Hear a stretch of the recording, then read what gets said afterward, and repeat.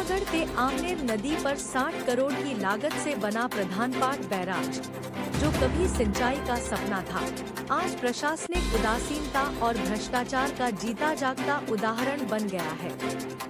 लगभग 11 साल में 2008 से 2019 तक बनकर तैयार हुआ यह बैराज अपनी गुणवत्ता की कहानी कुछ ही समय में बयां कर गया। आज से करीब 8 साल पहले आई बाढ़ ने बैराज के एक गेट को उखाड़ दिया था। ऐसा लगा कि बाढ़ को भी 60 करोड़ के निर्माण पर विश्वास नहीं था। तब से लेकर अब तक यह गेट मरम्मत की राह देख रहा है। लगता है अधिकारी सोच रहे हैं कि टूटा हुआ गेट भी एक कलाकृति है, जो प्रशासन की लापरवाही को दर्शाती है। बिजली की अनोखी व्यवस्था, बैराज की इंजीनियरिंग भी कमाल की है। 60 करोड़ की परियोजना के लिए कम क्षमता वाला ट्रांसफार्मर लगाया गया। यह तो वही बात हुई कि दौड़ में जाने के लिए आप बैलगाड़ी के टायर लगा लें। और तो और एक बिना मतलब का जनरेटर भी लगाया गया, ताकि वह यह बता सके कि बिजली तो है ही नहीं। इस अद्भुत इलेक्ट्रॉनिक व्यवस्था के कारण 4 में से 2 गेट खराब हो गए। 11 साल में बना, कुछ ही समय में खराब हुआ। इस बैराज के निर्माण में 11 साल का समय लगा।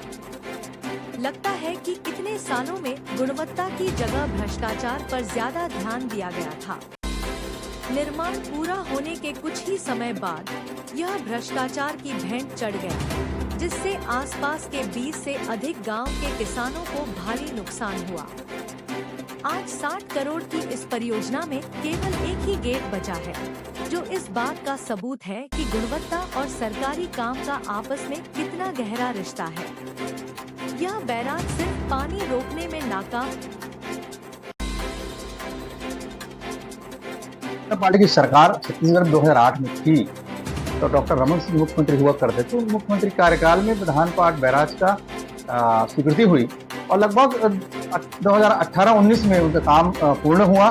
वहाँ देखेंगे प्रधानपाट बैराज में 4 गेट हैं और 4 गेट में जो है वहाँ पर दूसरा नंबर जो गेट है पूरा टूटा हुआ है।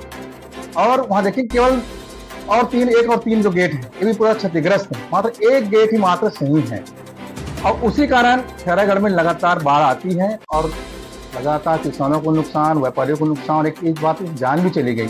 ये सरकार वर्तमान बीजेपी की सरकार है, लेकिन सरकार किसी प्रकार पर प्रधानपाट बैराज पर ध्यान नहीं दे रही है। केवल अधिकारी वहाँ पर भ्रष्टाचार करोड़ रुपए कर वहाँ केवल आहरण कर रहे हैं। देखेंगे वहाँ पर सौंदर्यीकरण के नाम पर लगभग 30-35 खंभे लगाए गए हैं, लाइटें लगाई गई हैं, लेकिन आज स्थिति ये है मौके पर कि एक भी लाइट जलने की स्थिति में नहीं है। मतलब इसका मतलब है केवल दिखावा के लिए पैसा निकाला जाता है, लेकिन वहाँ पर जमीनी स्तर पर काम होता नहीं है। उसी प्रकार वहाँ पर एक जनरेटर जो है, जनरेटर और ट्रांसफार्मर के माध्यम से वो गेट खुला बंद किया जाता है, लेकिन वहाँ देखेंगे जो ट्रांसफार्मर का क्षमता है वो नहीं के बराबर है। मतलब वो काम भी नहीं कर पा रहा है। लगातार इस बात को जब एक बार आए खैरागढ़ में तो जन संसाधन के अधिकारी ने स्वीकार किया कि वह गेट टूटा हुआ है। मतलब आप गेट टूटा हुआ है, आप बाढ़ का इंतजार कर रहे हैं। ये सारा बाढ़ आने का जो यहाँ पर एक बच्चे की मृत्यु हुई, लोगों को नुकसान, व्यापारी को नुकसान हुआ, किसानों को फसल वहाँ, इस टोटल अधिकारी भ्रष्टाचार भारतीय जनता पार्टी सरकार के कारण आया है।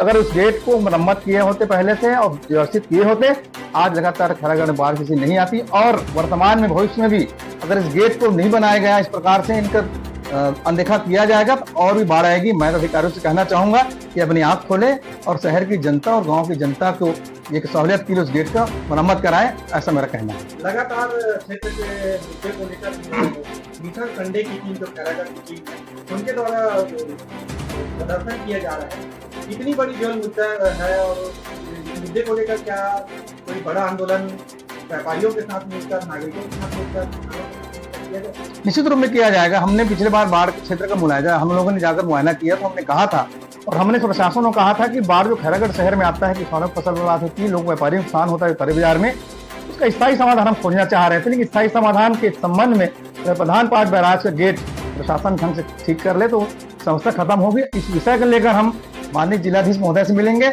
और जरूरत पड़ेगी तो कांग्रेस इस बात पर आंदोलन करने पर मैदान पर आएगी। मंदाखंड देवांगन, विधायक प्रतिनिधि खैरागढ़।